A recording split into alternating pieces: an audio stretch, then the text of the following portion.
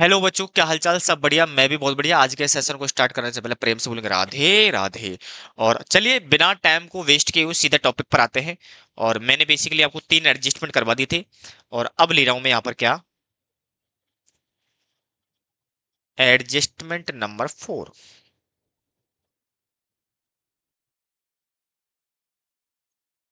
Treatment of dividend.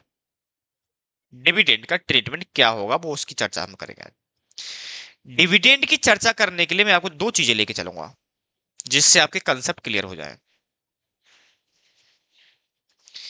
एक लेके चलूंगा मेरे बच्चे as per IFRS 10 and IFRS board क्या बोलता है, एज पर ICMAI ये क्या बोलता है। बाकी आपका काम का ये है, आपको ये ध्यान रखना है। IFRS बोर्ड बोलता है कि देखो, आपने डिविडेंड जो डिक्लेयर किया है, चाहे वो आपने फाइनल डिविडेंड दिया है, चाहे आपने इंटरिम डिविडेंड दिया है, किसी भी प्रकार का डिविडेंड आपने डिक्लेयर किया है, ठीक है। तो इस बात को कैसे पता लगाओगे कि ये जो डिविडेंड का अमाउंट है, जो प्रॉफिट का आपने अमाउंट निकाला है, वो किस मंथ से रिलेटेड करता है, किस मंथ से रिलेटेड है।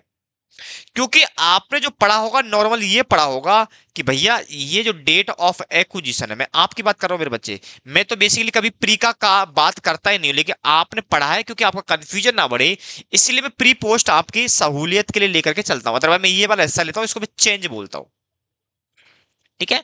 मैं टर्म्स एक ही यूज करता हूं बेसिकली। यदि आप प्रॉपरली शुरू से मेरे से पढ़े हुए होते, रेगुलर बैच का, मेरे मेरे रेगुलर वाले बच्चे हैं, उनको इसमें समझने में कोई प्रॉब्लम नहीं आएगी, ठीक है। क्योंकि मैं यहाँ पर प्री तो कभी इस्तेमाल किया ही नहीं आज तक मैंने। हमेशा मैं ये वाला हिस्सा लेता हूँ, इसको मैं चेंज बोलता हूँ। चेंज कितना हुआ डेट ऑफ एक्विजिशन से लेकर के और कंसोलिडेशन डेट के बीच क्या हुआ चेंज, इसी को मैं चेंज बोलता हूँ। बट क्योंकि आपने अलग अलग गुरुजी से पढ़े हुए, डेफिनेटली प्री पोस्ट का कहीं ना कहीं किसी ना किसी गुरुजी ने यूज किया होगा।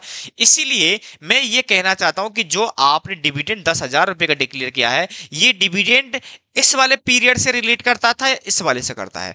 इस वाले से करता तो ट्रीटमेंट अलग बताया जाता है, इससे करते तो ट्रीटमेंट अलग बताया जाता है। बोले इससे किया है तो आपको कुछ नहीं करना होता था, इससे किया है तो समस्या बढ़ती है।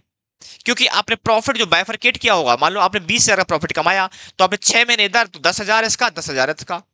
यदि आप प्री है तो इसका मतलब कैलकुलेशन गलत है, क्योंकि आपका 10,000 पूरा पूरा डिविडेंड यहां से लेस होना चाहिए था, लेकिन आपने कहां से लेस किया होगा वो भी आपको देखना पड़ेगा। तो ये चीज आपको पता होनी चाहिए। जो भी हमने ट्रांजेक्शन देखा है, हम सबसे पहले यही देखने की कोशिश करते हैं कि भैया ये बिफोर द एक्विजिशन डेट था या आफ्टर द एक्विजिशन डेट था। क्योंकि आफ्टर एक्विजिशन डेट था तो आपको पहले प्रॉफिट को करेक्ट करना पड़ेगा, आपको पहले बिफोर द ट्रांजेक्शन प्रॉफिट निकालना पड़ेगा, फिर आपको उसको बांटना पड़ेगा, फिर उसमें से जिस पीरियड से रिलेट करता है उस एक्सपेंसेस को वहीं से क्या करते हो, लेस करते हो। मेरी बात क्लियर है? इसलिए प्री पोस्ट का लोचा है इसके अंदर, अदरवाइज का कोई जरूरत नहीं है हमारे पास।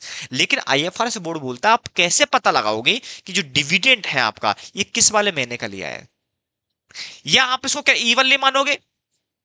क्योंकि आप डिक्लेयर किया है तो AGM में होगा फाइनल डिविडेंड, पे अगले साल हो रहा है लेकिन प्रॉफिट इस साल का था, तो कैसे पता लगाओगे। इसलिए IFRS बोर्ड बोलता है कि ये निकालना, ये आइडेंटिफाई करना बेहद मुश्किल काम है कि ये प्री का पार्ट था या पोस्ट का पार्ट था। इसलिए IFRS बोर्ड बोलता है कुछ मत करो, आप इसके सिंपल सा ट्रीटमेंट डाल दो। दो ट्रीटमेंट है आपके पास ना, दो ट्रीटमेंट मानने के लिए है। क्या बोलता है? Totally ignore. क्या कर दो बेटा?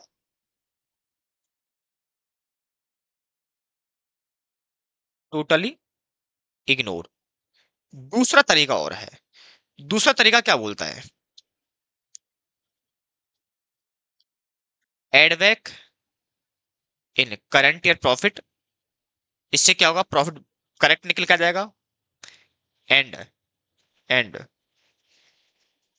Subtracted in changes. चेंजेज का मतलब आपके लिए पोस्ट,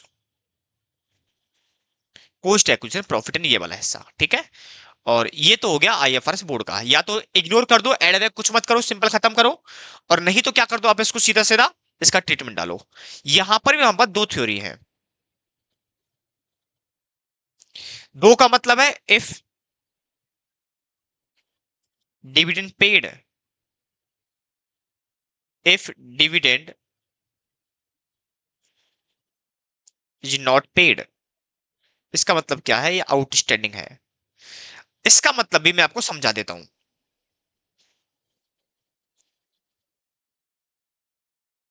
नॉट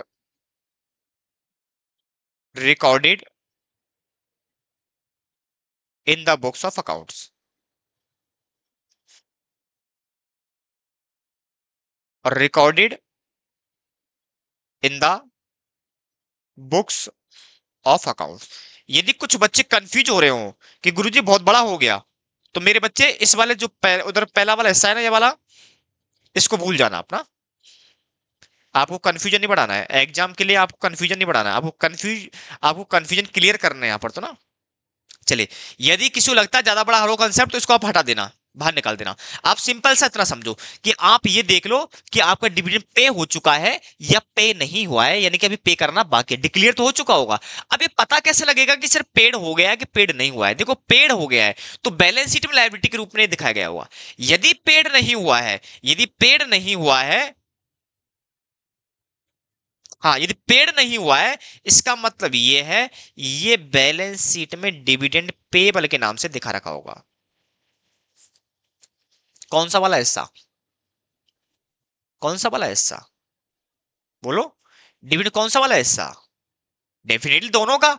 दोनों को पे नहीं हुआ है, खुद के भी को भी पे नहीं हुआ है, हमारे पास जो पेरेंट है उसको भी पे नहीं हुआ है।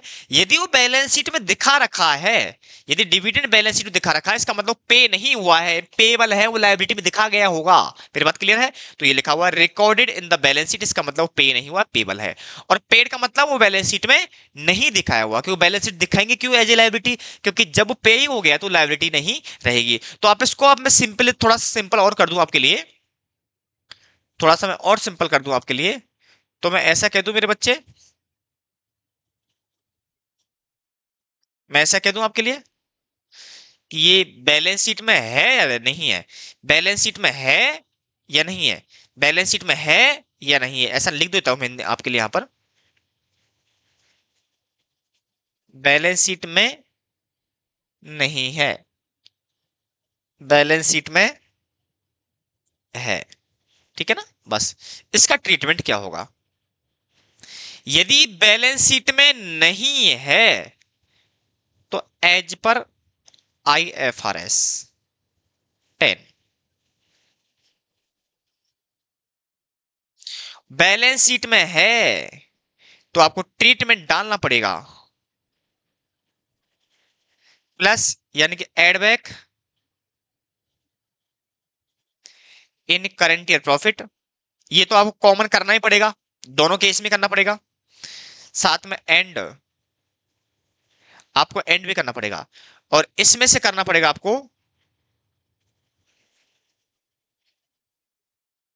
सोन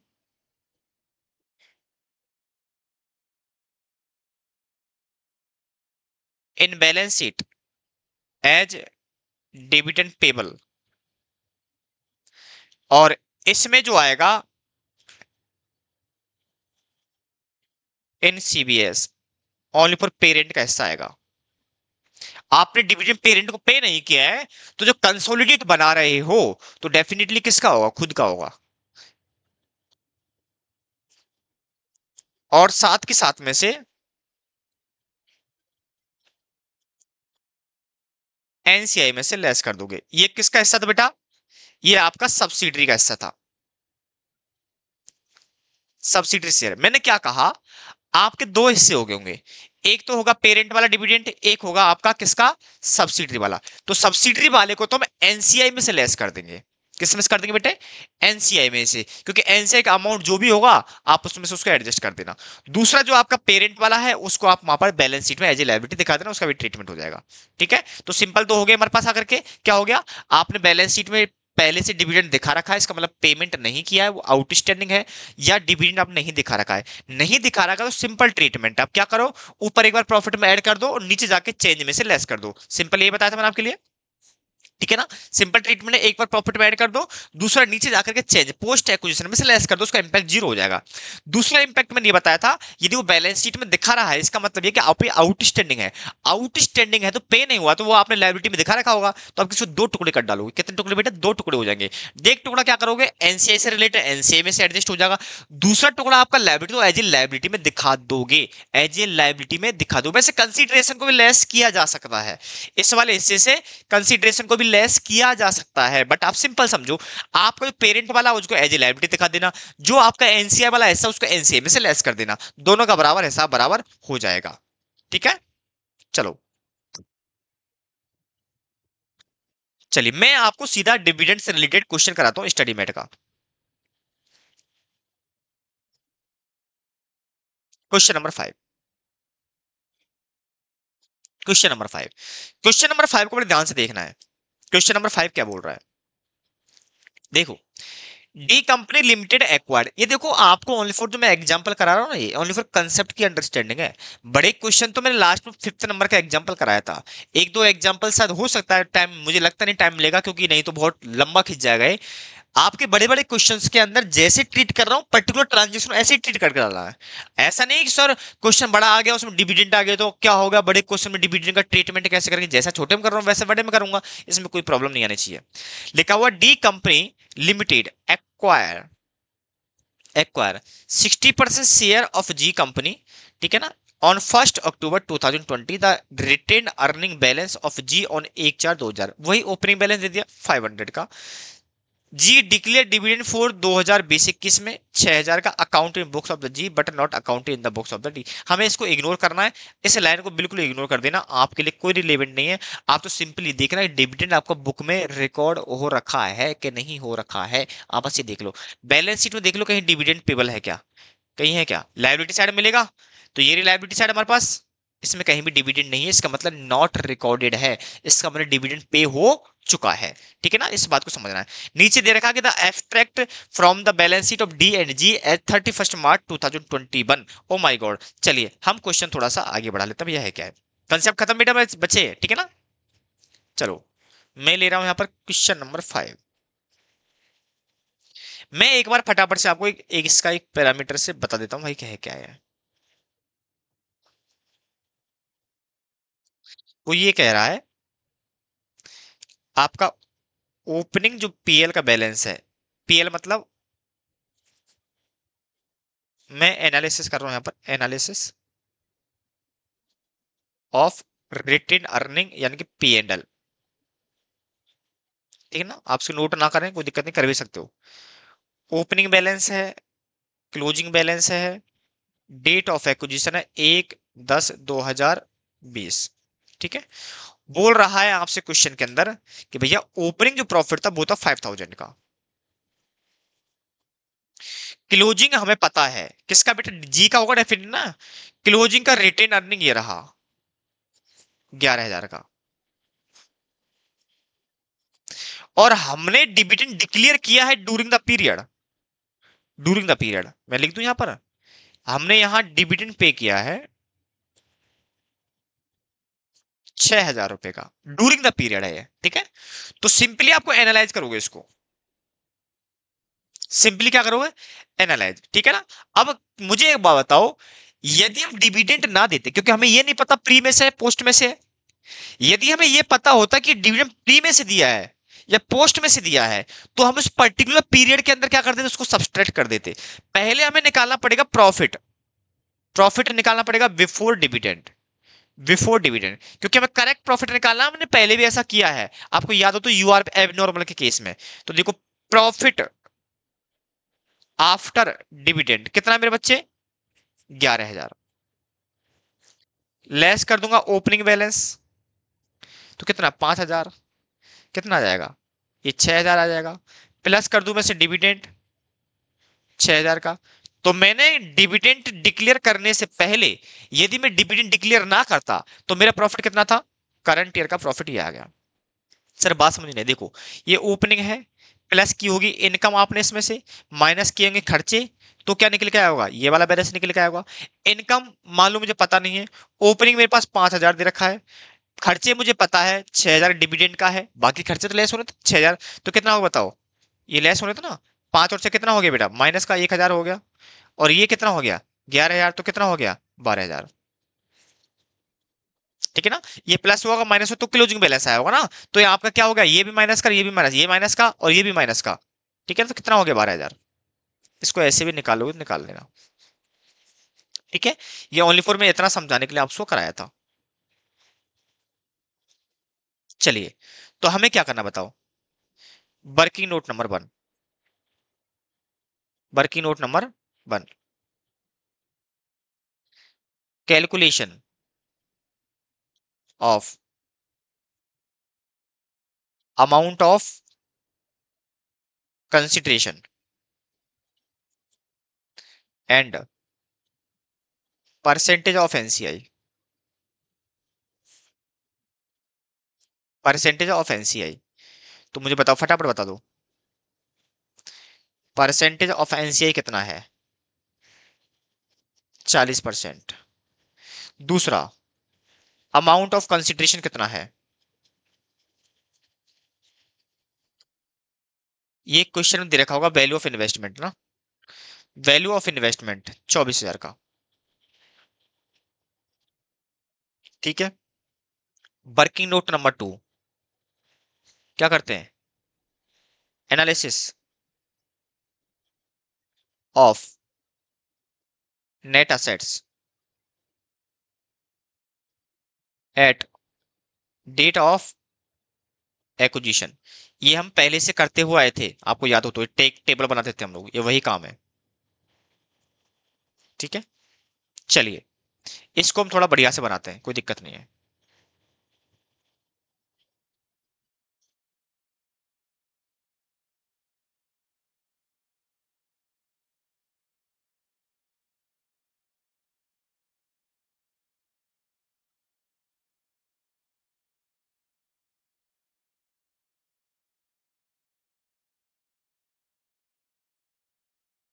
ये क्या है बताओ?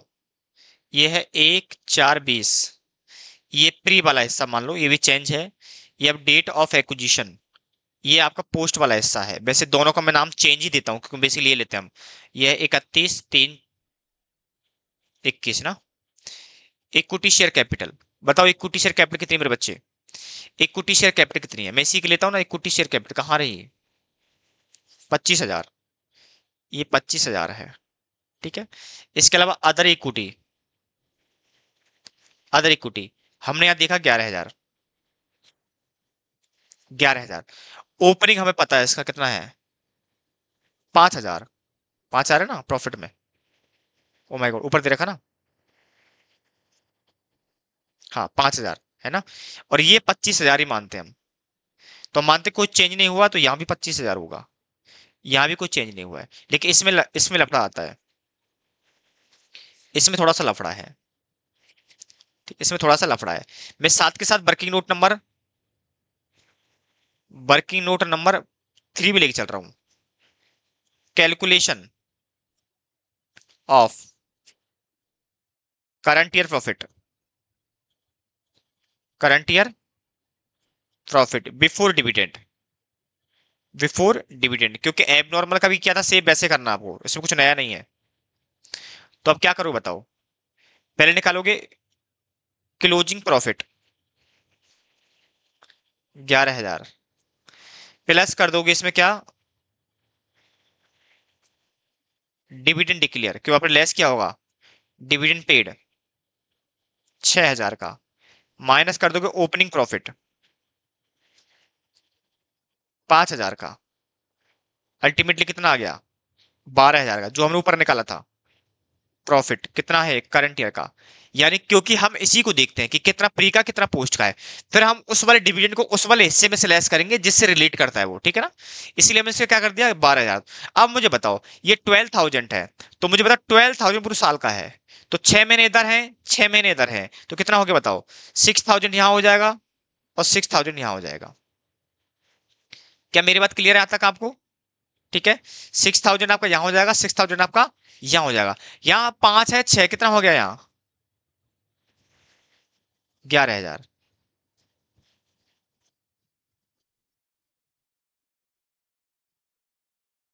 ये पेज है। अब ऐसे ऐड ऐसे ऐसे मत करना, बैठ जाना सर क्या चल रहा है इसमें ना, इसको आप एग्जैक्टली आप एडलेस मत करना कि सर ये 5 6 11 6 हो गए 17, ऐसे मत करना ना। ओनली फॉर ये इस कैलकुलेशन के हिसाब से था। चलिए, ये आ गया बात book value, book value of net assets. ठीक है, हमें ये वाला ऐड करना है। ये हो गया 36,000 का। ये कितना हो गया बताओ?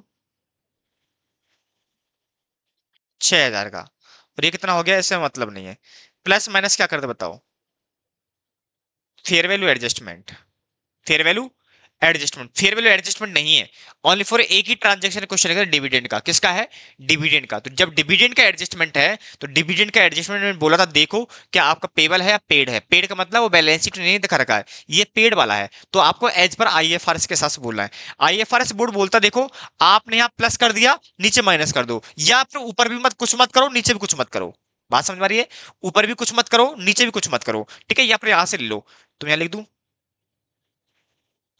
डिविडेंड पेड कितना, 6,000 का।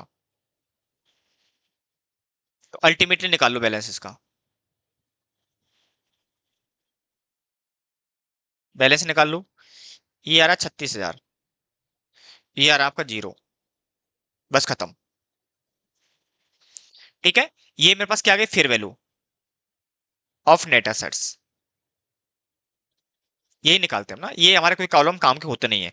ओनली फॉर ये इस बात को निकालने के लिए ही हम करते हैं। ये टेबल पहले से बनाना सीखा है। ओनली फॉर मैंने कुछ नहीं किया, डिविडेंड को ट्रीट किया है। डिविडेंड एक बार ऐड कर दो ऊपर, एक बार लेस कर दो, या तो इसको इग्नोर कर दो, दोनों बात बराबर है। ठीक है, ये आईएफआरएस 10 के हिसाब से करना, ये डिविडेंड पेड है तो। Working note number 4,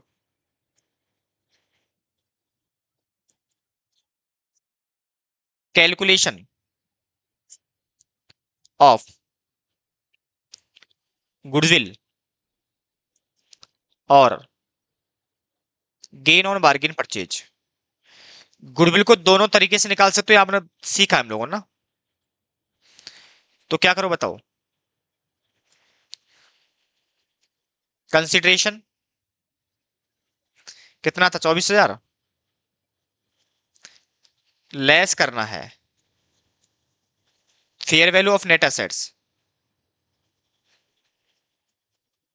fair value of net assets कितने बताओ? फेयर वैल्यू नेट एसेट 36,000 है, लेकिन हमें ओनली फॉर 60% लेनी है। तो ये वो 36,000 का 60%, 36,000 का 60%,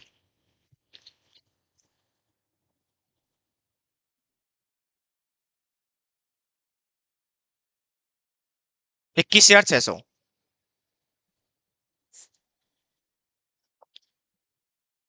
हाँ, माइनस 24,000, 2400।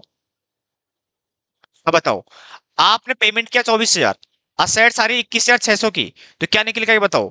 गुडविल, गुडविल पहला अमाउंट आ गया। Working note number 5, normal process आ गया। Working note number 5,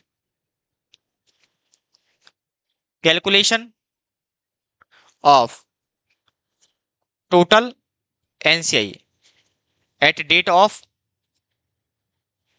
consolidation, date of consolidation. ठीक है, तो क्या करो बताओ? NCI at date of acquisition, बताओ कितना था मेरे बच्चे?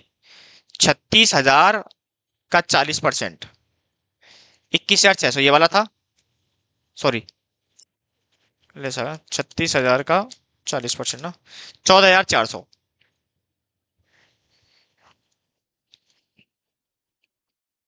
प्लस क्या करोगे? चेंज जो ड्यूरिंग द पीरियड हुआ था, शेयर इन चेंज। चेंज कौन सा वाला बेटा? पोस्ट वाला ना, वो जीरो है। 14,400। ऊपर हमारे पास चेंज जो आया था वो जीरो आया था यहाँ पर। ठीक है, चलिए, इसके अलावा क्या करोगे? Working note number 6, calculation of consolidated other equity. Consolidated other equity. अब कंसोलिडेटेड अदर इक्विटी में कितना आएगा बताओ। ये था डी लिमिटेड। डी लिमिटेड का कितना है? डी लिमिटेड का अदर इक्विटी जो 25,000, और ऐड करना होता क्या? शेयर इन चेंज, पोस्ट वाला, वो है नहीं है। 25,000। मेरी बात क्लियर है? आई होप आप लोगों को बात समझ में आ रही होगी। इसकी बैलेंस शीट बना डालो अब।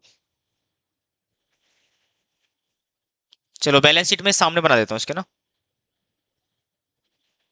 चलो नीचे बना लो रे यार। Consolidate balance sheet.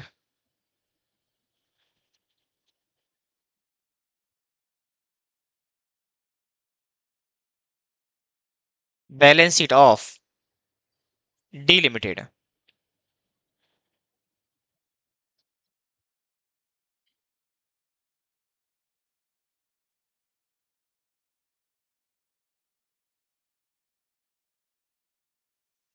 D limited, ये असेट्स। असेट्स में पहला है पीपी। पीपी देख लो, ऐड करनी है 60 प्लस 30 90। शेयर इन्वेस्टमेंट नहीं आएगा, कैंसिल हो गया होगा। करंट असेट्स 20 है और 16 है 36। एक मिनट बेटा, इससे पहले गुडविल और आएगी, या दिखा दो। करंट असेट्स 36,000, गुडविल और आएगी, दोनों बीच में आती है ना। करंट असेट्स के बाद में तो ना लिखोगे। फॉर्मेट याद रखना शेड्यूल सेकंड के, सॉरी शेड्यूल थर्ड के डिवीजन सेकंड के, याद रखना फॉर्मेट आपको ना। कितना था? 2400 टोटल। इसके अलावा इक्विटी एंड लायबिलिटी, तो बताओ क्या है? Equity share capital. Equity share capital only for यही आएगी 50,000। अदर इक्विटी, अदर इक्विटी बताओ कितना है? चेंज में तो कुछ था ही नहीं कंस, यहां था only for other equity 25,000। NCI, NCI बताओ कितना दे रखा था? एनसीआई हमारे पास कितना है? एनसीआई 14,400 का। और लाइबिलिटी में देखो क्या है? लाइबिलिटी में ओनली फॉर करंट लाइबिलिटी है 29,10,39।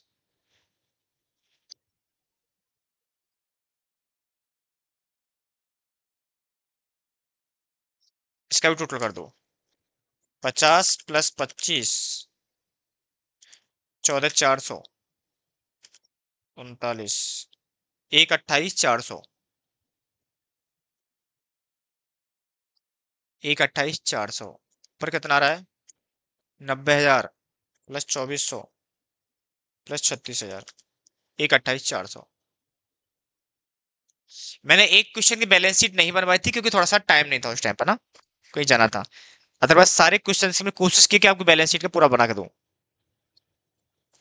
बताओ यहां तक किसी को दिक्कत है तो फटाफट बता दो मुझे, नोट कर लो फटाफट से ना। देखो आपके सारे के सारे स्टेप सेम है, आप जैसे नया एडजस्टमेंट आया आपको उसके ऊपर चला जाना है। अदरवाइज आपके हर क्वेश्चन के अंदर 5 स्टेप तो हमेशा चलते हुए हैं। यानी कि आपको एनसीआई कितना है ये निकालना पड़ेगा, गुडविल बार्गेनिंग परचेज कितना है निकालना पड़ेगा, एनालिसिस करना पड़ेगा अदर इक्विटी को। इसके अलावा आपको कंसोलिडेट पीएल निकालना पड़ेगा और आपको बैलेंस शीट बनानी है। 5 स्टेप तो इसमें फिक्स है आपको ना, वो आपको चलनी है। एक आध स्टेप कभी कभार नया आएगा, वो डिपेंड करेगा आपके एडजस्टमेंट के ऊपर। एडजस्टमेंट आया है नया तो डेफिनेटली आपका नया कंसेप्ट भी आएगा। ठीक है, चलिए एक क्वेश्चन और देखो। क्वेश्चन नंबर 10 है, क्योंकि थोड़ा सा मेरे पास टाइम है अभी, आराम से 20 मिनट है, मैं ले सकता हूँ, कोई दिक्कत नहीं। क्योंकि मैं चेन होल्डिंग का पर्टिकुलर सेशन बनाऊंगा, जो कि आपको नेक्स्ट सेशन लास्ट सेशन वो आने वाला है। चलिए, कोशिश की थी कि 5-6 घंटे में खत्म हो जाए, लेकिन हो नहीं रहा है इतना जल्दी ना। चलिए, क्वेश्चन नंबर 10 देखो, एक एक डिविडेंड का और है आपके सामने।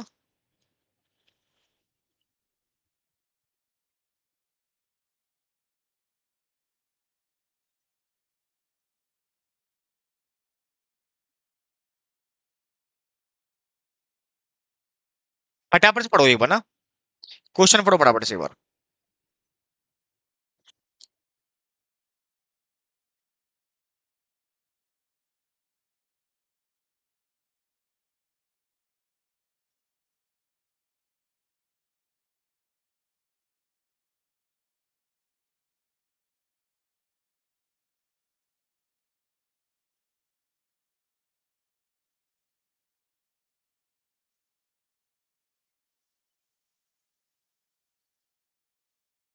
क्वेश्चन पढ़ो आराम से, और क्वेश्चन पढ़ के मैं इसका थोड़ा सा वो भी करूंगा। आओ, क्वेश्चन नंबर 10 है।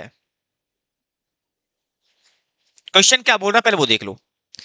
बोल रहा है कि P acquired 60% share in Q limited, dividend है ना इसके अंदर। हाँ, dividend from the not accounted, मैंने बोला इस लाइन को हमेशा कभी याद मत रखना आप। इस लाइन बढ़िया नीचे देख लो बैलेंस शीट में है कि नहीं है। डिविडेंड पेबल, इसका मतलब क्या है, नॉट पेड, यानी कि ये रिकॉर्डेड है, recorded books of accounts. Treatment क्या होना है, पहले एड बैक करना है, फिर माइनस एनसीआईएमएस करना है, फिर आपको डिविडेंड पेबल दिखाना है एज ए पेरेंट वाला। ये दिखाया था ना मैंने आपके लिए, यही करना है इसको मेरे को।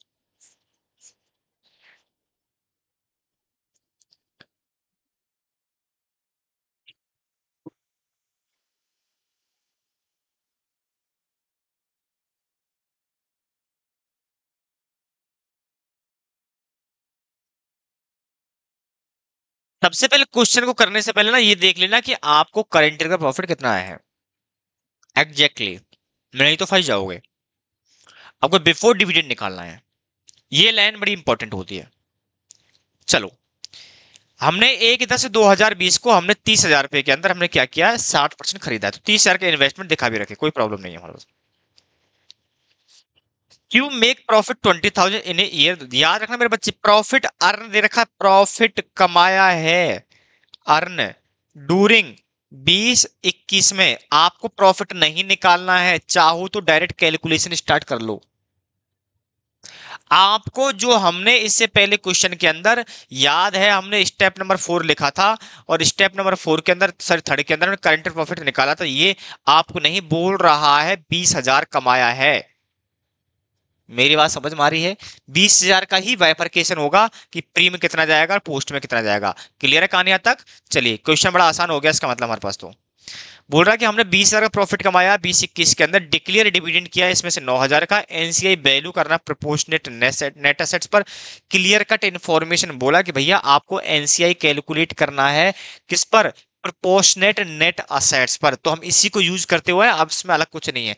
एब्स्ट्रैक्ट करनी separate balance sheet of P, separate balance sheet आपको बनानी, इस बात का बेहद याद रखना, आपको सेपरेट बनानी है, जो आप 103 में जैसे बनाते थे सिमिलर आपको यहाँ बनानी है। डिविडेंड छोड़ना है, इंडिविजुअल बैलेंस शीट और क्यू आपको दोनों की बनानी है, और आप कंसोलिडेट भी बनानी है, सिंपल फंडा है, ठीक है ना।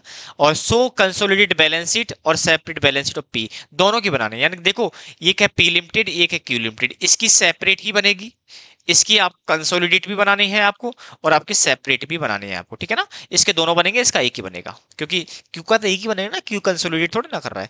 चलिए, हमारे पास सबसे बड़ा आसान काम एक ही है, ट्रीटमेंट एक डिविडेंड का ही। हम सिंपली आप आराम से कैलकुलेशन स्टार्ट कर सकते हैं। आपको एडजस्टमेंट दिमाग में रहना चाहिए, एडजस्टमेंट क्या है बस। फटाफट से आ जाओ, working note number 1, calculation of, या ऐसा करो मैं सब वर्किंग हटा रहा हूं अब मैं सारी सारी वर्किंग हटा रहा हूं, ये आपको पता लग गया है। Question number 10, working note number 1, analysis of net assets and liability, वही टेबल बनाऊंगा।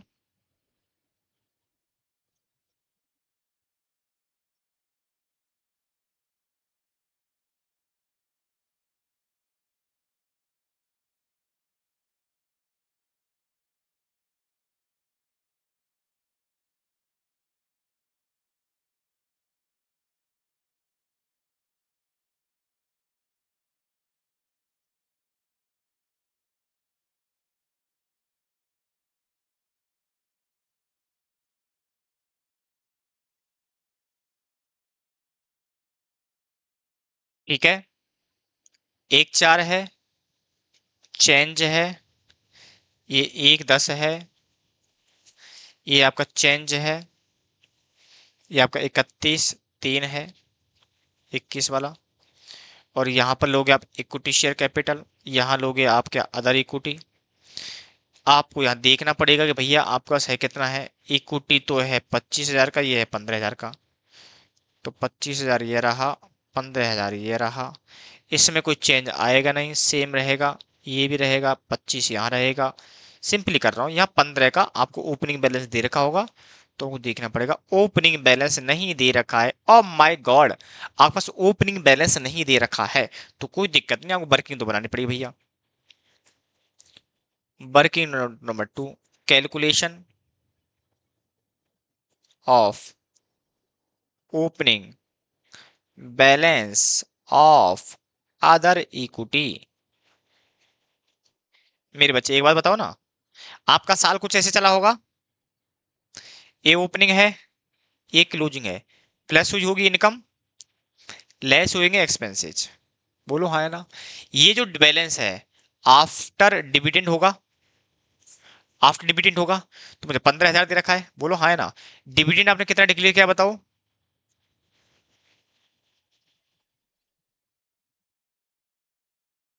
डिविडेंड कितना डिक्लेयर किया आपने।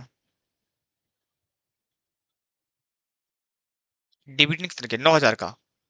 तो ये 9,000 अब लेस क्या होगा, ये मान लेते हमारे पास कितनी है, 20,000 की है, ये हमारे पास एक्स है। तो बताओ कैसी इक्वेशन बनेगी। गुरुजी इक्वेशन क्लियर है, closing plus dividend minus income 20,000। ठीक है, आ जाएगी ओपनिंग बैलेंस, ये बनेगी क्या। और डिविडेंड है 9,000 का, ये 15,000 का। तो 15 9 24 4,000 का। ठीक है, 4 का प्रॉफिट आ गया, तो इसको यहां दिखा दो, 4,000 का प्रॉफिट। 20 कमाया है, 10 यहाँ का, 10 यहाँ का, तो यहाँ हो गया 14,000।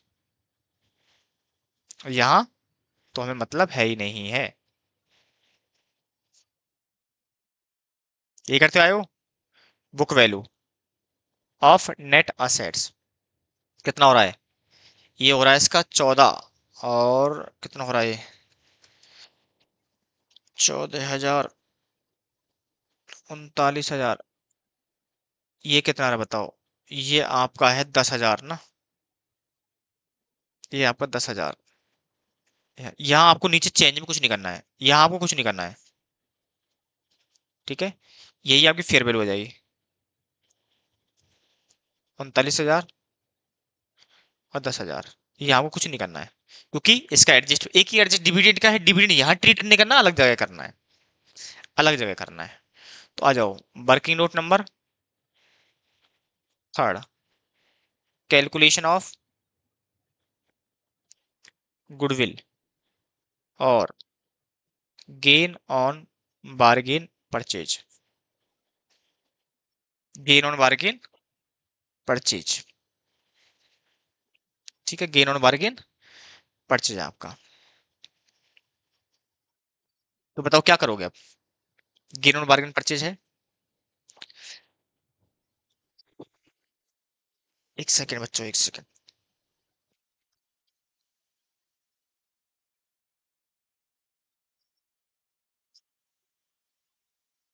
क्या,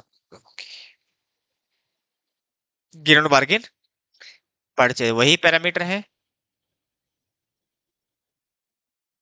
कंसिडरेशन लेस करना है फेयर वैल्यू ऑफ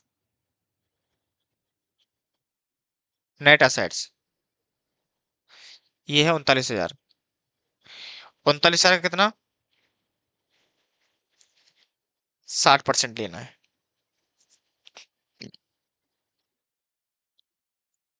कितना हो गया, 39,000 का 60%, 23,400। और ये कितना है इन्वेस्टमेंट की वैल्यू, 30,000। कितना आ गया, 6600 का क्या आ गई? गुडविल। क्योंकि आपने 30,000 पे किया है, जबकि 23,400 का सामान आया है। ठीक है ना, यही होता हमारे पास आकर के। चलो, working note number 4। Working note number 4, calculation of NCI at date of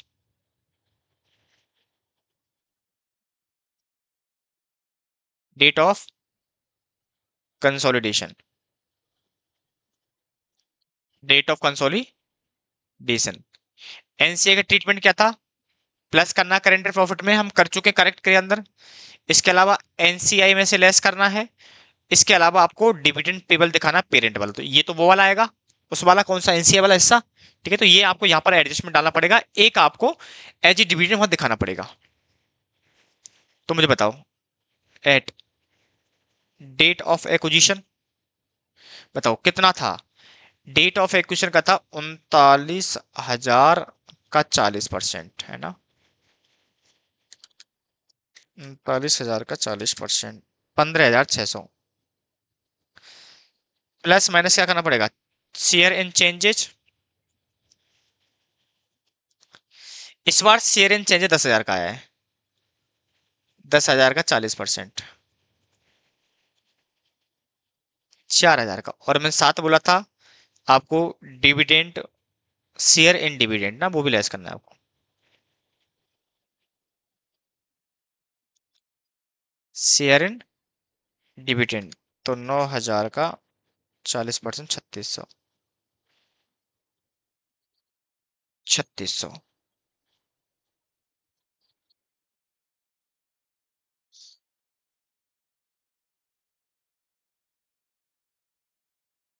3600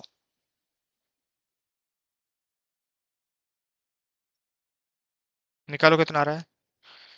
15,600। 15,600 plus करना 4,000 माइनस करना 3600, 16,000। ठीक है ना? और वर्किंग नोट नंबर नेक्स्ट बनाओ, working note number 5, calculation of consolidated. याद रखना बेटा, कंसोलिडेटेड इसको पीएल भी बोलते हैं, कंसोलिडेटेड पीएल भी बोल सकते हो आपकी लैंग्वेज में। बट मेरे पास जो टर्म्स दे रहे हो मैं वही यूज करता हूँ, कंसोलिडेट अदर इक्विटी। जो मेरे पास दे रखा होता है मैं वही यूज करता हूँ। कंसोलिडेट अदर इक्विटी को ही हम पीएल भी बोलते हैं ना। ठीक है, बाकी पीएल का टर्म्स अलग होता है, बट आपके हिसाब से यही माना जाता है, यही माना जा रहा है। इसलिए माना जा रहा है क्योंकि आपके पास और आइटम्स नहीं है। ठीक है ना, और आइटम्स नहीं दे रखे, अगर पीएल का कंसोलिडेट अलग बनता है, बट हम साथ के साथ हम इसको अदर इक्विटी का कन्वर्ट कर देते हैं। क्वेश्चन में ऐसे पूछेगा नहीं कंसोलिडेट पीएल बनाओ, लेकिन पूछता तो फिर भी आपको अदर इक्विटी वाला ही होता है। ठीक है ना, क्वेश्चन ही नहीं है तो हम क्या कर सकते हैं बताओ, और एग्जाम में भी नहीं आते ये। कौन कौन थी? अरे, ये था हमारे पास पी लिमिटेड ना, share of P limited. P limited का other equity 25,000 plus share in changes, मतलब पोस्ट वाले में ना, 10,000 था, 60%, 6,000। ये हो गया 31,000।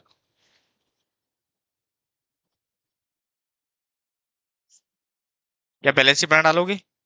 मेरे हिसाब से बैलेंस शीट आपको बना देनी चाहिए।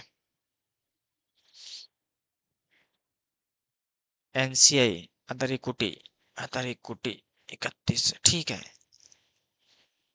बैलेंस शीट बना लोगे? चलो, एक चीज बता दो, मैं कोई एडजस्टमेंट, कोई दिक्कत तो नहीं है कहीं?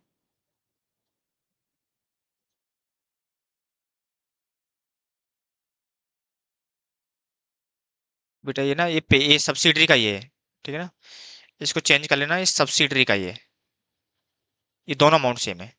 ठीक है ना, क्योंकि क्या होता है, पेरेंट का कैंसिल हो जाता है ऑटोमेटिक ना। सॉरी इस बात के लिए ना, पेरेंट का क्या होता है, कैंसिल हो जाता है। मैं उससे मेरा हिस्सा रिसीव कर रहा हूँ और वो मैं ही पे कर रहा हूँ, तो मेरा वाला जो हिस्सा है पेरेंट वाला, वो आपको क्या करना पड़ेगा, वो कैंसिल हो जाएगा। लेकिन जो एनसीआई वाला हिस्सा है वो तो आउटसाइडर है, उसको डिविडेंड पे करना पड़ेगा, तो जेब से पैसा भी जाएगा, ठीक है ना। इसलिए खुद का तो कैंसिल हो जाएगा, मतलब पेरेंट वाला जो हिस्सा है, जो कितना बेटा 9,000 था, 9,000 का 60%, 5400 तो कैंसिल हो जाएगा कि उधर से पे हो रहा है, इधर रिसीव हो रहा है, तो वो एक लायबिलिटी एक असेट्स ऑटोमेटिक हो जाएगा कैंसिलेशन। लेकिन जो एनसीए वाला हिस्सा वो तो अभी भी लायबिलिटी के रूप में दिखाया जाएगा, ठीक है। तो मैंने वहां से पूरा हटा दिया एनसीए में से, क्योंकि वो अदर इक्विटी का पार्ट था।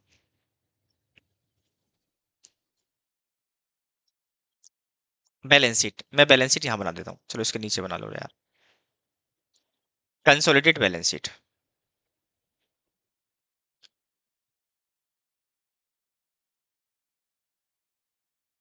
कंसोलिडेटेड बैलेंस शीट,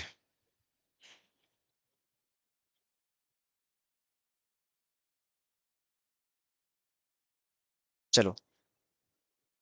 असेट्स,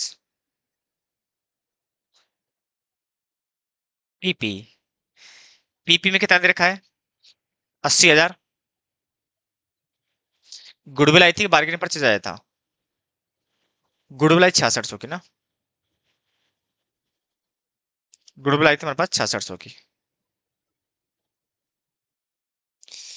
अरे आज क्या हो रहा है मेरे से?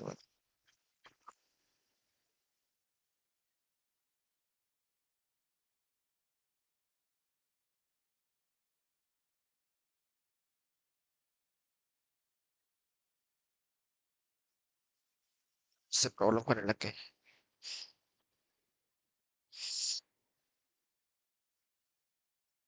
गुडविल आया था 6600 का। करंट एसेट्स, करंट एसेट्स 20,48 का, टोटल कर देना। इक्विटी,